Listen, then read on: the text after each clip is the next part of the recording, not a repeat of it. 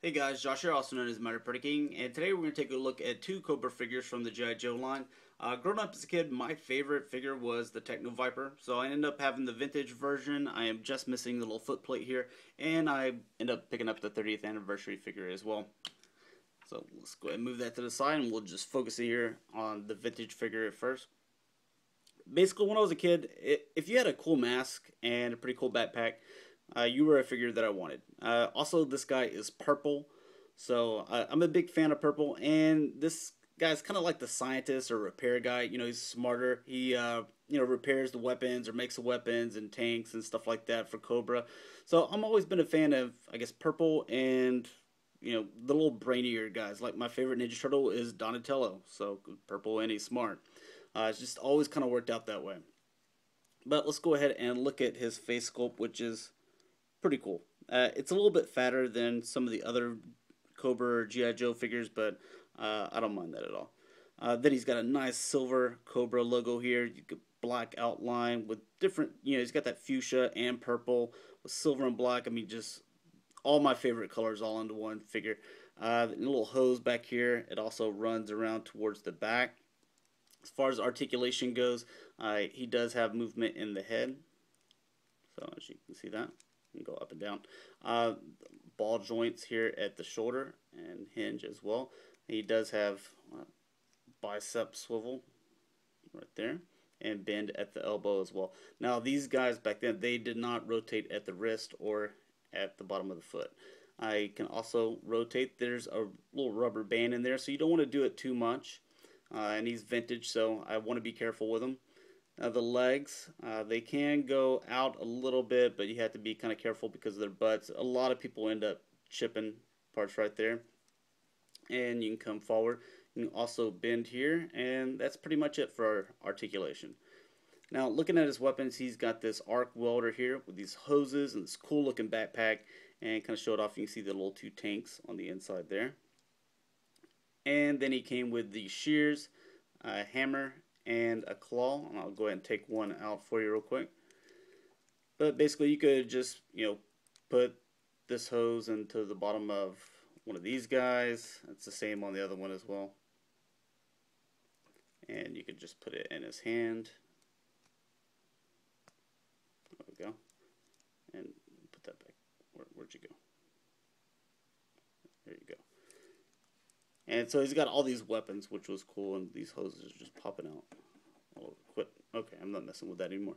But really cool figure. I loved him. He came with a lot of accessories, and if you're a Cobra collector, this is one that I definitely recommend. So now let's look at the 30th anniversary figure, which they did a really good job with him.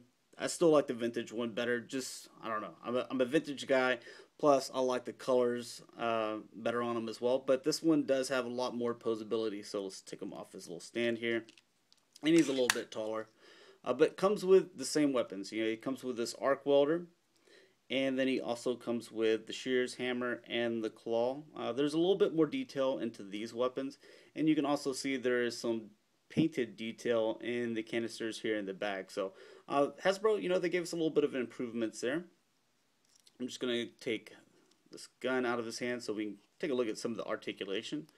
But the head, it's on this, I don't know, it's like this little ball joint. This thing will pop off, but it makes his neck kind of look weird or a little like real skinny looking neck. But it's not that big of a deal, I guess. Nice Cobra emblem there.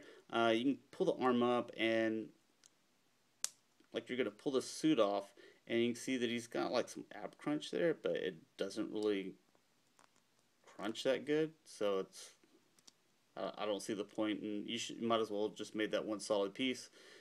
Then with the shoulders, you can bend those out. They are on ball joints as well.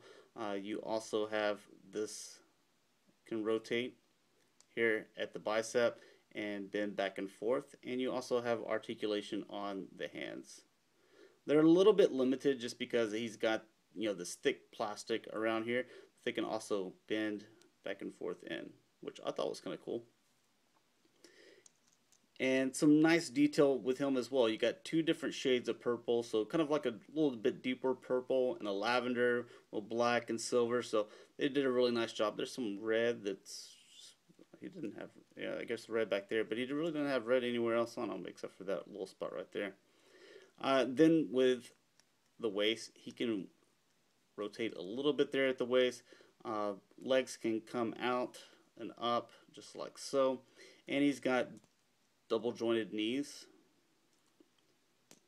So that was kind of weird. Whenever the first time I took him out of the package, is his wrists, the double jointed knees, and then the feet as well can rotate back and forth and up and down.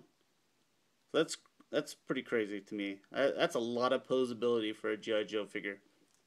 And last but not least, he comes with this little gun here in the side. Instead of being molded in, and he's got a trigger finger here on his right hand, he can actually has a little gun to defend himself whenever the Joes try to stop him from repairing his tanks and stuff like that. So I'm going to bring them in both a little bit closer so we can get a final comparison with them. But overall, I think Hasbro did a pretty nice job bringing back a 30th anniversary of my favorite figure from the G.I. Joe Cobra line. So thanks for watching, guys. And if you like this, maybe I'll do some more G.I. Joe stuff because this is my first one. But thanks for watching. I'll talk to you later.